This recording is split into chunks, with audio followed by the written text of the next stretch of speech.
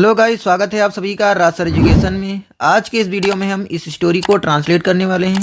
तो सबसे पहले इसके प्रत्येक सेंटेंस को अलग अलग लिख लेते हैं। हमने इसके प्रत्येक सेंटेंस को अलग अलग लिख लिया है। अब चलिए ट्रांसलेट करते हैं। पहला सेंटेंस है, एक बार एक चोर ने रुपयों का थैला चुराया। तो सबसे पहले लिखते हैं एक बार। एक बार की इंग्लिश होती है वंस। वंस यानी कि एक बार। एक चोर ने रुपयों का थैला चुराया। सब्जेक्ट कौन है, चुराने वाला कौन है यहाँ पर?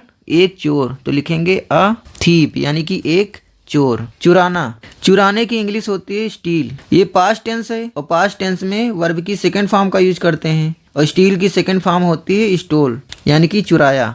तो वंस यानी एक बार, अ थीप स्टोल एक चोर ने चुराया। क्या चुराया?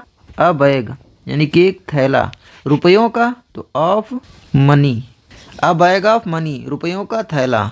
तो वंस एक बार, अ थीप स्टोल एक चोर ने चुराया अ बैग ऑफ मनी रुपयों का थैला। नेक्स्ट सेंटेंस है, पुलिस ने उसे पकड़ लिया। पहले यहाँ तक ट्रांसलेट करते हैं। किसने पकड़ा? पुलिस ने। तो सब्जेक्ट कौन हो गया? पुलिस। तो लिखेंगे द पुलिस। पकड़ लिया, पकड़ने की इंग्लिश क्या होती है? कैच। पास्ट टेंस है, पास्ट में वर्ब की सेकंड फॉर्म का यूज करते हैं और कैच की सेकंड फॉर्म होती है कॉट। कैच मीन्स पकड़ना, कॉट मीन्स पकड़ लिया। तो द पुलिस कॉट यानी पुलिस ने पकड़ लिया। किसे पकड़ा? उसे। तो लिखेंगे cot him. The police cot him police ने उसे पकड़ लिया। और एंड दंडाधिकारी के सामने पेश किया। तो यहाँ पर कौन सा एक्शन है? पेश करना। पेश करने की इंग्लिश होती है प्रेजेंट। प्रेजेंट मीन्स पेश करना। पास्ट टेंस से सेकेंड फॉर्म का यूज करेंगे। प्रेजेंट की सेकेंड फॉर्म होती है प्रेजेंटेड यानी कि पेश किया। तो लिखेंगे एंड प्रेजेंटेड यानी पेश किया दंडाधिकारी के सामने यानी कि before the magistrate. Before the magistrate यानी दंडाधिकारी के सामने। The police cot him police ने उसे पकड़ लिया। एंड प्रेजेंटेड पेश किया बिफोर द मजिस्ट्रेट दंडाधिकारी के सामने। आगे शुरू करने से पहले मैं आपको जानकारी देना चाहता हूं अपने चैनल के बारे में। मेरा चैनल अभी मोनेटाइज नहीं हुआ है। मेरा वॉच टाइम बहुत ही कम है। तो आप लोगों से निवेदन है कि आप ज़्यादा से ज़्यादा हमारे वीडियो को देखें और लोगों को शेयर करें ताकि वो लोग भी देखें, जिससे हमारा वॉच टाइम बढ़ सके और हमारा मोनेटाइजेशन ऑन हो सके, जिससे हमें मोटिवेशन फील हो और हम ज़्यादा से ज़्यादा आपके लिए वीडियो बना पाएँ। अब चलिए आगे स्टार्ट करते हैं। वह बोला, तो क्या लिखेंगे? सब्जेक्ट कौन है? वह यानी कि ही। बोला, बोलने की होती से मिस होता है कहना या बोलना।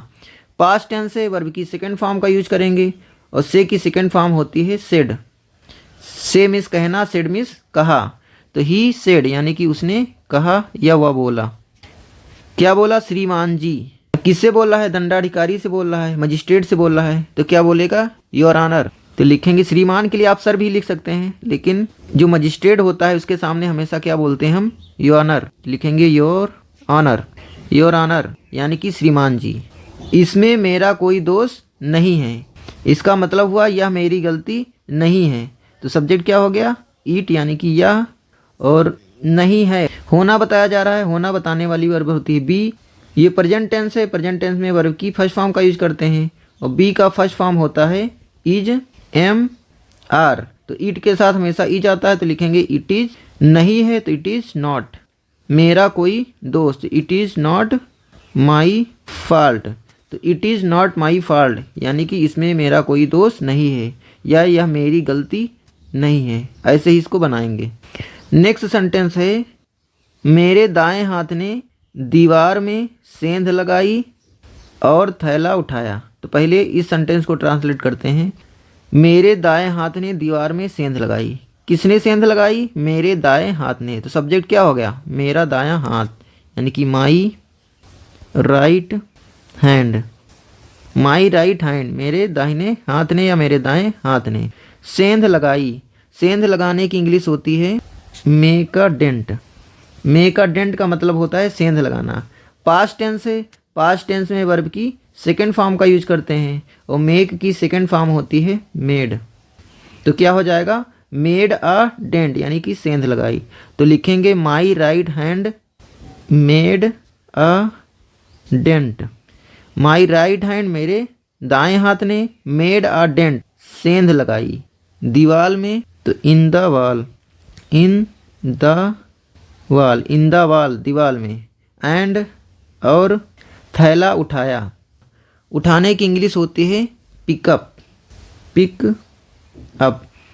पास्ट टेंस से वर्ब की सेकंड फॉर्म का यूज करेंगे और पिक की सेकंड फॉर्म होती है पिक्ड, तो हो जाएगा पिक्ड अप यानी कि उठाया, तो लिखेंगे एंड पिक्ड अप उठाया, क्या उठाया, थैला, तो picked up the bag. My right hand made a dent, मेरे दाएं हाथ ने सेंध लगाई, इन द वॉल दीवार में, एंड और पिक्ड अप द बैग और थैला उठाया। नेक्स्ट सेंटेंस है मैंने उसको बहुत रोका परंतु कोई लाभ ना हुआ। पहले इसका बनाते हैं, मैंने उसको बहुत रोका, किसने रोका, मैंने, सब्जेक्ट हो गया आई, तो लिखेंगे आई। मैंने उसको बहुत रोका, इसका मतलब है मैंने उसको रोकने का प्रयास किया, यानी कि इसकी इंग्लिश हो जाएगी ट्राई टू स्टॉप।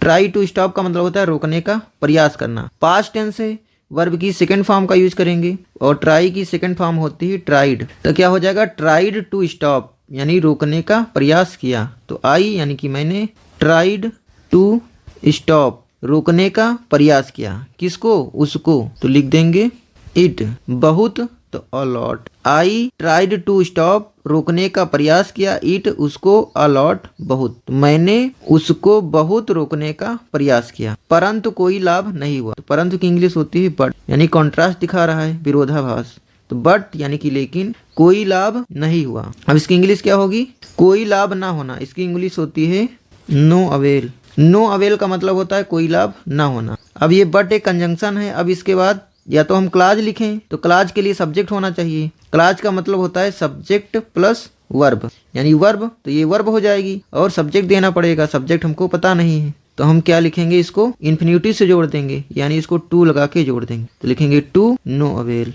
तो बट टू नो अवेल का मतलब हो जाएगा कोई लाभ नहीं हुआ। तो I try to stop it, मैंने इसको रोकने का प्रयास किया, अ लॉट बहुत, बट लेकिन, टू नो अवेल लेकिन कोई लाभ नहीं हुआ। नेक्स्ट सेंटेंस है दंडाधिकारी ने हंसते हुए उत्तर दिया, तो यहाँ पर सब्जेक्ट कौन है, किसने उत्तर दिया, दंडाधिकारी ने, यानी सब्जेक्ट हो गया द मजिस्ट्रेट। द मजिस्ट्रेट उत्तर दिया, उत्तर देने की इंग्लिश होती है रिप्लाई। पास्ट टेंस से वर्ब की सेकंड फॉर्म का यूज करेंगे और रिप्लाई की सेकंड फॉर्म होती है रिप्लाइड, यानी कि उत्तर दिया, तो द मजिस्ट्रेट रिप्लाइड, मजिस्ट्रेट ने उत्तर दिया। हंसते हुए, कोई काम चल रहा है उसी के साथ दूसरा काम भी हो रहा है, तो उसके लिए पार्टिसिपल यूज करेंगे। पार्टिसिपल का मतलब होता है वर्ब प्लस आईएनजी, यानी कि इस एक्शन के साथ में जो दूसरा एक्शन हो रहा हो गया साथ में, उस एक्शन की वर्ब में आईएनजी जोड़ देंगे, तो लिखा है हंसते हुए, हंसने की इंग्लिश होती है लाफ, तो हो जाएगा लॉफिंग, आईएनजी जोड़ देंगे इसमें, हो जाएगा लॉफिंग। तो द मजिस्ट्रेट रिप्लाइड, दंडाधिकारी ने उत्तर दिया, लॉफिंग हंसते हुए। अब इस सेंटेंस को दूसरी तरह से भी बना सकते हैं। अब यहाँ पे लिखा है दंडाधिकारी ने हंसते हुए उत्तर दिया। अगर इस सेंटेंस को दूसरी तरह सोचें तो इसका मतलब है दंडाधिकारी ने हंसा पहले, उसके बाद उत्तर दिया। इस तरह से बनाया इसको, तो ये इस तरह से बनेगा। तो सब्जेक्ट लिखेंगे द मजिस्ट्रेट, द मजिस्ट्रेट पहले हंसा उसके बाद उत्तर दिया, तो लिखेंगे मजिस्ट्रेट।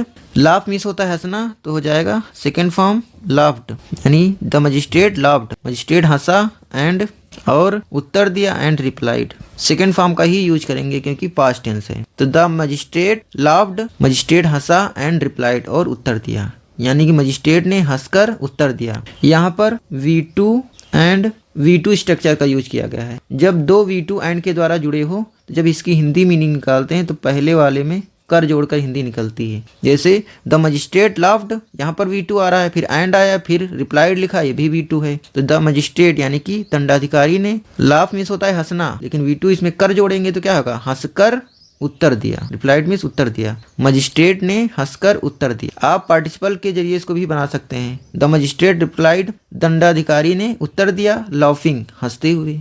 पार्टिसिपल में आईएनजी जुड़ता है तो इसका सेंस होता है ते हुए, ते हुए। इस तरह से जोड़ के बनाते हैं पार्टिसिपल में। लाफिंग यानी कि हंसना, लाफ मिस होता है हंसना, आईएनजी जुड़ गया है, पार्टिसिपल बन गया है, तो इसका सेंस निकालेंगे हंसते हुए।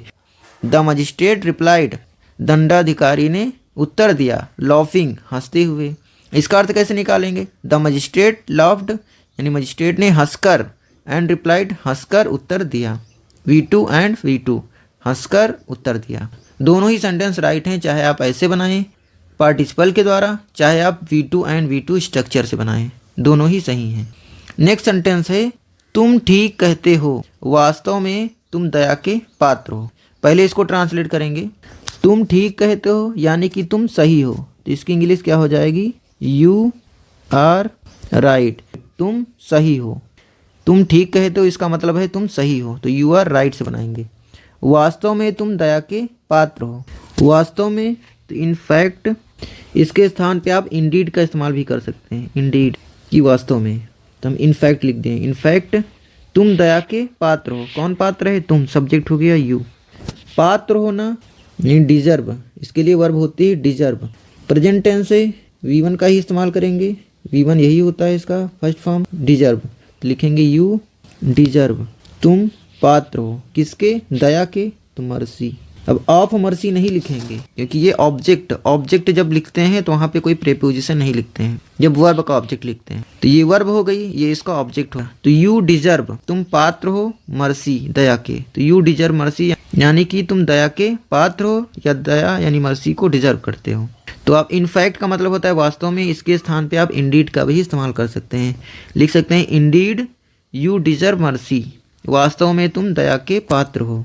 नेक्स्ट सेंटेंस है तुम्हारा दायां हाथ शरारती है। इसको पहले ट्रांसलेट करते हैं। सब्जेक्ट हो गया your right hand, right hand, your right hand, तुम्हारा दायां हाथ शरारती है, तो इज मिसचीवियस, मिसचीवियस यानी कि शरारती। योर राइट हैंड, तुम्हारा दाहिना हाथ, इज है मिसचीवियस शरारती, तो तुम्हारा दायां हाथ शरारती है। आगे इसलिए, सो आप देयरफॉर या दैट्स वाई का भी इस्तेमाल कर सकते हैं। इसको 2 वर्ष का कारावास दंड देता हूँ। तो यहाँ पर सब्जेक्ट है, कौन दंड देता है? मैं। यहाँ पे कहीं लिखा नहीं है, लेकिन दंड देने वाला कौन है? दंडाधिकारी यानी मजिस्ट्रेट, तो लिखेंगे आई। दंड कौन देगा? मैं दूंगा, तो आई सब्जेक्ट हो गया आई। अब दंड देने की इंग्लिश क्या होती है? सेंटेंस। सेंटेंस का मतलब होता है दंड देना, मजिस्ट्रेट लोग इस्तेमाल करते हैं। ठीक, जैसे लिखते हैं सेंटेंस टू डेथ यानी मौत की सजा दी गई, तो यहाँ पे देने के लिए इंग्लिश आएगी सेंटेंस। तो आई प्रेजेंट टेंस है, इसलिए V1 का ही इस्तेमाल करेंगे। सेंटेंस का V1 सेंटेंस ही होती है, तो लिखेंगे आई सेंटेंस।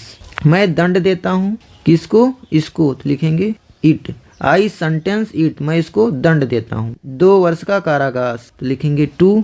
अब सेंटेंस के बाद जो भी दंड दिया जाता है उसको 2 लगा के लिखते हैं, यानी सेंटेंस के बाद जो भी सजा होगी तो वहाँ पे 2 लगाएंगे, उसके बाद उस सजा का नाम लिखेंगे। तो यहाँ पहले 2 लगाते हैं, 2। अब कौन सी सजा है? 2 वर्ष का कारागार, तो लिखेंगे 2 ईयर्स ऑफ इम्प्रीजनमेंट, इम्प्रीजनमेंट यानी कि कारावास। 2 ईयर्स ऑफ इम्प्रीजनमेंट्स, 2 वर्ष का कारावास। तो सो इसलिए आई सेंटेंस इट, मैं इसको सजा देता हूँ 2 ईयर्स ऑफ इम्प्रीजनमेंट, 2 वर्ष का कारावास। तो सेंटेंस के बाद जो भी सजा होगी उसको 2 से जोड़ेंगे। 2 जैसे मौत की सजा जब सुनाई जाती है तो लिखते हैं सेंटेंस टू डेथ। तो यहाँ पर सजा कौन सी है? मौत की है, तो इसको 2 से जोड़ दिए हैं। तो सेंटेंस टू डेथ का मतलब हो गया मौत की सजा देना या सुनाना। तो यहाँ पर क्या हो गया? आई सेंटेंस इट, मैं इसको सजा देता हूँ 2 से जोड़ दिए हैं। 2 ईयर्स ऑफ इम्प्रीजनमेंट, 2 वर्ष का कारावास, तो मैं इसको 2 वर्ष का कारावास देता हूँ। लास्ट सेंटेंस है तुम चाहो तो जेल से बाहर जा सकते हो। तो पहले तो शर्त दे रहा है तुम चाहो तो, शर्त बताने के लिए इफ क्लॉज का इस्तेमाल करते हैं। इफ क्लॉज का मतलब होता है इफ लिखना है, उसके बाद सब्जेक्ट प्लस वर्ब रहेगा। क्लॉज का मतलब होता है सब्जेक्ट प्लस वर्ब। तो तुम चाहो तो लिखेंगे इफ। अब सब्जेक्ट का कौन चाहेगा? तुम, तो लिखेंगे इफ यू। चाहना की इंग्लिश होती है विश, तो लिखेंगे विश। इफ यू विश, यदि तुम चाहो, या फिर कह सकते हैं तुम चाहो तो जेल से बाहर जा सकते हो। तो कौन जाएगा? तुम, तो सब्जेक्ट हो गया यू, तो लिखेंगे यू। सकते हो, सकना आ गया, सकने के लिए इंग्लिश होती है कैन प्लस वर्ब की फर्स्ट फॉर्म, तो लिखेंगे यू कैन। जा सकते हो यानी जाना, तो इंग्लिश हो जाएगी गो, तो हो जाएगा यू कैन गो, तुम जा सकते हो जेल से बाहर, तो out of jail. Out of jail का मतलब जेल से बाहर। इफ़ यू विश, यदि तुम चाहो, यू कैन गो तुम जा सकते हो, आउट ऑफ जेल जेल से बाहर, यदि तुम चाहो तो जेल से बाहर जा सकते हो। कैन के बाद वर्ब की फर्स्ट फॉर्म का यूज करते हैं, तो यहाँ पर कैन आ गया और कौन सा काम हो रहा है, जाने का। जाने की इंग्लिश होती गो, गो का फर्स्ट फॉर्म गो होता है। तो यू कैन गो तुम जा सकते हो, आउट ऑफ जेल जेल से बाहर। आशा करते हैं ये वीडियो आपको पसंद आई होगी और इस वीडियो से आपको बहुत कुछ सीखने को मिला होगा। अगर ये वीडियो आपको अच्छी लगी है तो इस वीडियो को लाइक कीजिए और अगर आपने अभी तक हमारे चैनल को सब्सक्राइब नहीं किया है तो कृपया सब्सक्राइब कीजिए। मिलते हैं नेक्स्ट वीडियो में, तब तक के लिए बाय बाय, टेक केयर।